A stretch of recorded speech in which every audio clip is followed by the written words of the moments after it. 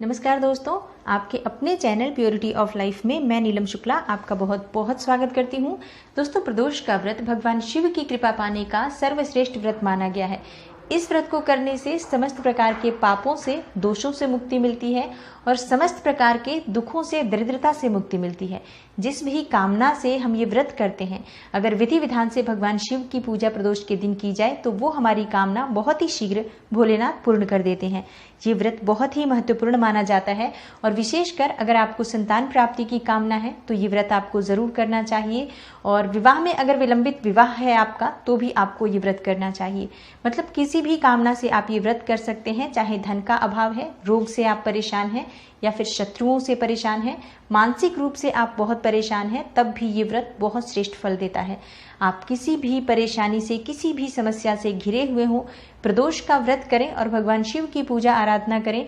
इससे आपकी समस्त प्रकार की परेशानियों से, समस्याओं से मुक्ति मिलती है और आपकी समस्त प्रकार की मनोकामनाएं पूर्ण होती हैं। सुख, समृद्धि, धन, संतान सभी चीज़ों की प्राप्ति होती है प्रदोष का व्रत करने से। प्रदोष का व्रत कब है? वैशाख मास में। ये मैं आज आपसे बात करने वाली हूँ। पूजा का शुभ मुहूर्त क्या है, पूजा और व्रत की विधि क्या है और आज हमें कौन सा विशेष उपाय करना चाहिए जिससे कि भोलेनाथ की कृपा हमें बहुत ही शीघ्र मिल जाए और जिस भी कामना से हम ये व्रत कर रहे हैं वो हमारी कामना बहुत ही शीघ्र पूर्ण हो जाए। इसके लिए आज हमें कौन सा विशेष उपाय करना चाहिए, तो ये सभी बातें मैं आज आपसे इस वीडियो में शेयर करने वाली हूँ। वीडियो को पूरा ज़रूर देखिए और अगर आपको आज की वीडियो अच्छी लगे तो इसे लाइक कर दीजिए और ज़्यादा से ज़्यादा इस वीडियो को अपने फैमिली फ्रेंड्स के साथ शेयर कीजिए। बात करें प्रदोष के व्रत के बारे में तो ऐसी पौराणिक मान्यता है कि प्रदोष का व्रत करने वाले साधक पर सदैव भगवान शिव की कृपा बनी रहती है और उसकी दुख दरिद्रता दूर होती है, कर्ज से मुक्ति मिलती है। प्रदोष के व्रत में शिव संग शक्ति यानी कि माता पार्वती की पूजा की जाती है और जब हम शिव शक्ति की आराधना करते हैं तो समस्त प्रकार की बाधाओं से, समस्त प्रकार की समस्याओं से मुक्ति मिलती है और शिव पार्वती का जब हमें आशीर्वाद मिलता है तो हमारी समस्त प्रकार की कामनाएं पूर्ण हो जाती है। प्रदोष का व्रत जब भी आप करें, पूजा और नियम का ध्यान रखें। जैसे कि प्रदोष का व्रत आपको करना है तो प्रातःकाल जल्दी उठें, ब्रह्म मुहूर्त में उठ जाएं और स्नान इत्यादि करने के बाद भगवान सूर्यदेव को जल अर्पित करें सबसे पहले। उसके बाद आपको घर में जो भी मंदिर आपका स्थापित है, ईशान कोण में घर का मंदिर स्थापित है, तो वहाँ पर आप भगवान शिव की पूजा करें। शिव की पूजा से पहले आपको नित्य पूजा कर लेनी है। जो आप रोज की पूजा करते हैं वो पूजा पहले पूरी कर लीजिए, उसके बाद भगवान शिव की पूजा करें। शिव की पूजा के लिए आप चाहें तो मंदिर भी जा सकते हैं। जैसे घर के पास आपके कोई मंदिर है जहाँ पे शिव परिवार है तो ऐसे शिवालय में जाकर भगवान शिव की पूजा आराधना करने का बहुत ही श्रेष्ठ फल प्राप्त होता है। तो संभव हो तो मंदिर जाकर भगवान शिव की पूजा आराधना करें, नहीं तो अपने ही घर में भगवान शिव की मूर्ति, प्रतिमा या शिवलिंग जो भी आपके पास उपलब्ध हो उसे एक चौकी पर स्थापित करें। पीला वस्त्र बिछा दें, सफ़ेद वस्त्र बिछा दें और उसके ऊपर आप भगवान शिव की प्रतिमा या मूर्ति स्थापित कर लीजिए। भगवान शिव के सामने आपको शुद्ध घी का दीपक जलाना है और इसके बाद आपको व्रत का संकल्प लेना है कि आज आप व्रत करना चाहते हैं। अगर आपकी कोई कामना है तो उस कामना का भी संकल्प लीजिए कि आप इस कामना से ये व्रत कर रहे हैं। भगवान शिव की विधिवत पूजा कीजिए सुबह के समय भी। कई भक्त पूछते हैं कि क्या सुबह भी पूजा करनी है या सिर्फ शाम को की जाती है। देखिए, सुबह की पूजा तो सबसे पहले ज़रूरी है। स्नान इत्यादि करने के बाद आपको सबसे पहले घर की पूजा करनी है, उसके बाद शिव जी की पूजा करनी है। शिव की पूजा आप विधिवत कीजिए, उनको धूप दीप नैवेद्य अर्पित कीजिए, फल अर्पित कीजिए, भोग स्वरूप मिठाई अर्पित कर सकते हैं, बिल्वपत्र, भांग, धतूरा, जो भी वस्तु आपके पास उपलब्ध हो भगवान शिव की प्रिय वस्तुएं, वो सभी वस्तुएं आप भगवान शिव को अर्पित कीजिए। प्रार्थना कीजिए उनसे कि आपकी जो भी कामना हो बहुत ही शीघ्र पूर्ण करें और व्रत में, पूजा पाठ में किसी भी प्रकार की कोई भूल चूक हो आपसे तो उसके लिए आप भगवान शिव से क्षमा प्रार्थना कीजिए। इस तरह से आपको व्रत की शुरुआत करनी होती है। व्रत आप निर्जल या फलाहार दोनों ही तरीके से रह सकते हैं। जैसे कि बहुत से भक्त व्रत ये निर्जल रहते हैं। शास्त्रों की मान्यता है कि प्रदोष का व्रत निर्जल ही रहना चाहिए, लेकिन अगर संभव न हो, स्वास्थ्य आपका साथ ना दे तो ऐसे में आप फलाहार के साथ इस व्रत को रख सकते हैं। तो आप जिस भी तरह से समर्थ हैं इस व्रत को रखें और भगवान शिव की पूजा करते समय आपको उनके मंत्र का जाप करना चाहिए। शिव के पंचाक्षरी मंत्र का जाप आप कर सकते हैं, महामृत्युंजय मंत्र का जाप कर सकते हैं या फिर ओम तत्पुरुषाय विद्महे महादेवाय धीमहि तन्नो रुद्रः प्रचोदयात्, इस मंत्र का आप जाप करें, जो कि भगवान शिव का गायत्री है। तो इस मंत्र का जाप भी आप कर सकते हैं। ओम नमः शिवाय का जो मंत्र है वो बहुत श्रेष्ठ मंत्र है, इसे बहुत आसानी से आप जप सकते हैं। जो भी मंत्र आप आसानी से जप सकें, उच्चारण कर सकें, उस मंत्र का आप पूरे दिन स्मरण करते रहें मन ही मन। शिव सहस्त्र नाम का पाठ भी आप कर सकते हैं, शिव चालीसा का पाठ आपको करना चाहिए। जिस भी चीज़ में आप कंफर्टेबल हैं वो आराम से बैठकर आप सुबह के समय पूजा जब करते हैं तो विधिवत उस पाठ को करें। भगवान शिव से आप प्रार्थना करें अपनी कामना पूर्ण करने के लिए, कृपा पाने के लिए।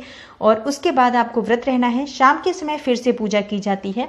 तो शाम को आप प्रदोष काल में पूजा की जाती है। प्रदोष काल कौन सा होता है? गोधूली वेला का समय, जो कि सूर्यास्त होने से पहले का समय होता है। जैसे 45 मिनट पहले आप सूर्यास्त होने से पहले और 45 मिनट सूर्यास्त होने के बाद का जो समय होता है वो होता है प्रदोष काल का समय। तो इससे पहले आप स्नान इत्यादि कर लें और साफ शुद्ध वस्त्र धारण करके भगवान शिव की फिर से विधि विधान से पूजा करें। उन्हें धूप दीप नैवेद्य अर्पित करें। धतूरा, भांग, बिल्व पत्र, अक्षत, जो कि बिल्कुल भी टूटे हुए चावल के दाने ना हो, ऐसी वस्तुएं भगवान शिव को अर्पित करते हुए उनसे प्रार्थना करें। कपूर से आरती की जाती है। और भगवान शिव को अगर आप खीर का भोग लगा सके तो बहुत श्रेष्ठ होगा। जैसे कि थोड़ी सी चावल और दूध मिलाकर खीर बनाएं मिश्री के साथ और वो भगवान शिव को अर्पित करें, तो इससे बहुत ही शीघ्र कामना पूर्ण होती है। आप कोई भी वस्तु, जैसे कि जो भी आपके पास उपलब्ध हो, अगर आप सफ़ेद मिठाई अर्पित कर सकें दूध की तो बहुत श्रेष्ठ होता है। तो इस तरह से भगवान की शिव की पूजा में सभी वस्तुएं, उनकी प्रिय वस्तुएं, भोग स्वरूप नैवेद्य, जो 5 प्रकार के फल होते हैं वो आप अर्पित कर सकते हैं। इस समय क्योंकि बहुत सारी जगहों पर लॉकडाउन है तो सभी चीज़ें उपलब्ध नहीं है, तो जिस भी तरह से आपके पास उपलब्धता हो उस हिसाब से भगवान शिव की पूजा आराधना कीजिए।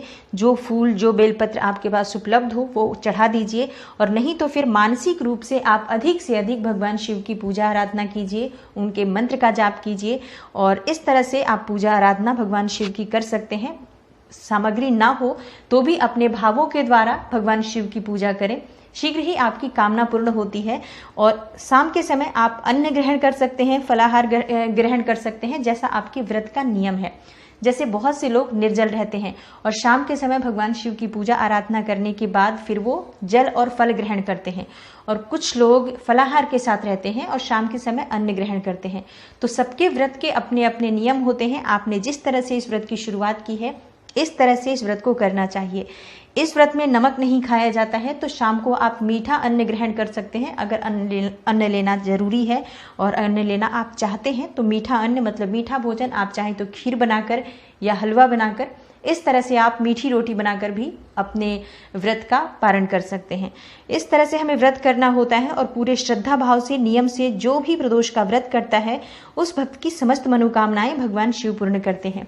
सोम प्रदोष का व्रत है ये। तो सोम प्रदोष किस तरह से हमें करना है? सोम प्रदोष एक बहुत ही शुभ संयोग है इस बार का, क्योंकि 24 मई को ये व्रत है और सोमवार का दिन भी है और त्रयोदशी का दिन भी है। तो बहुत ही श्रेष्ठ संयोग है ये, जो कि भगवान शिव को प्रिय है सोमवार का दिन, और इसी दिन त्रयोदशी तिथि है। तो दोहरा शुभ संयोग है। इस दिन आप भगवान शिव की पूजा आराधना करते हैं तो बहुत ही शीघ्र आपके मन की हर इच्छा पूर्ण होगी। और अगर आप व्रत की शुरुआत करना चाहते हैं, जो भी भक्त त्रयोदशी व्रत की शुरुआत करना चाहते हैं, आज से यानी सोम प्रदोष से वो व्रत की शुरुआत भी कर सकते हैं। त्रयोदशी तिथि कब प्रारंभ हो रही है, कब समाप्त हो रही है, पूजा का शुभ समय क्या है, जान लेते हैं। दोस्तों, त्रयोदशी तिथि प्रारंभ हो रही है 24 मई को सुबह 3:38 से और समाप्त हो रही है 25 मई की देर रात 12:11 पर। पूजा का शुभ समय होगा 24 मई की शाम 7:10 से लेकर रात्रि 9:13 तक। तो ये पूजा का शुभ समय है। इसी समय में आप पूजा कर लीजिए। प्रदोष काल की पूजा का समय है। इस समय में आप विधिवत भगवान शिव की पूजा आराधना कीजिए। विशेष आपको क्या करना चाहिए? देखिए, भगवान शिव को प्रिय है आंकड़े का फूल। अगर आपके पास उपलब्ध हो तो आंकड़े के 108 फूल अगर आपको मिल जाए तो उन सभी फूलों को मिलाकर और एक माला तैयार कीजिए। आप सफ़ेद धागे में, पीले धागे में, लाल धागे में, जैसा भी धागा आपके पास उपलब्ध हो उस धागे में आप इस सभी फूल को पिरोकर एक माला का स्वरूप दें। और ये भगवान शिव को पूजा के बाद अगर आप अर्पित करते हैं, उसके बाद अपनी कामना कहते हैं, बहुत ही शीघ्र आपकी वो कामना पूर्ण होती है।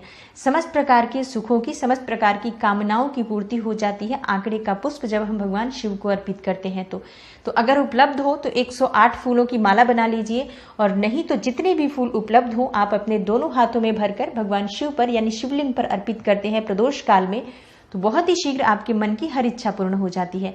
आज के दिन भगवान शिव को पंचामृत से अभिषेक करना बहुत श्रेष्ठ माना जाता है। दूध, दही, घी, शहद, शक्कर मिलाकर आप पंचामृत बनाइए और भगवान शिव का अब आप अभिषेक कीजिए उनके मंत्रों के द्वारा। ओम नमः शिवाय, ओम नमः शिवाय या फिर महामृत्युंजय मंत्र, जो भी आप मंत्र का उच्चारण कर पाते हैं, इस मंत्र के द्वारा भगवान शिव का अभिषेक पंचामृत से कीजिए। बहुत ही शीघ्र भगवान शिव की कृपा से आपके जीवन की समस्त प्रकार की बाधाएं दूर होंगी और आपकी जो भी कामना है वो कामना बहुत शीघ्र पूर्ण होगी। तो उम्मीद करती हूँ प्रदोष व्रत से जुड़ी हुई ये विशेष जानकारी आपके लिए लाभदायक जरूर होगी। वीडियो आपको अच्छी लगी हो तो लाइक कर दीजिए और ज़्यादा से ज़्यादा इस वीडियो को अपने फैमिली फ्रेंड्स के साथ शेयर कीजिए। चैनल पर पहली बार आए हैं तो चैनल को सब्सक्राइब कर लीजिए और बेल बटन को प्रेस कर लीजिए। इससे ये होगा कि इस तरह की सभी वीडियोस की नोटिफिकेशन आपको सबसे पहले मिलेगी। मैं मिलती हूँ आपसे अगली वीडियो में, तब तक के लिए नमस्कार।